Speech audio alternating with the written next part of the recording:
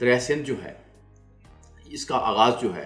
وہ چین سے ہوتا ہے، اس کے بعد یہ انڈیا میں داخل ہوتا ہے، لداخ کے ایریے میں یہ سفر کرتا ہے، اس کے بعد یہ سکردو کے علاقے میں پاکستان میں داخل ہوتا ہے، اور جب بھی پاکستان میں داخل ہوتا ہے اس کے بعد اس میں بے شمار ندی نالے جو ہیں، بے شمار چھوٹے دریا جو ہیں وہ اس کا حصہ بنتے ہیں۔ گلگت کے پاس آ کے اس میں دریائے گلگت شامل ہوتا ہے، اس میں دریائے ہنزہ شامل ہوتا ہے، اور اس کے بعد یہ دریا اپنا سفر جب آگے شروع کرتا ہے پھر اس کے بعد دریائے سوات جو ہے وہ اس میں شامل ہوتا ہے۔ پھر ہمیں آپ کے علم میں ہوگا کہ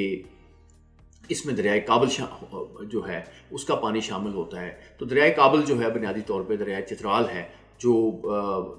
سب سے پہلے پاکستان میں چترال کے ایریے سے گزر کے یہ سب سے پہلے افغانستان میں جاتا ہے، پھر افغانستان میں یہ دریائے جو کابل ہے اس کے ساتھ ملتا ہے، تو یوں یہ اس کے بعد دریائے کابل کی صورت میں یہ پاکستان میں داخل ہوتا ہے۔ پاکستان میں یہ پھر آ کے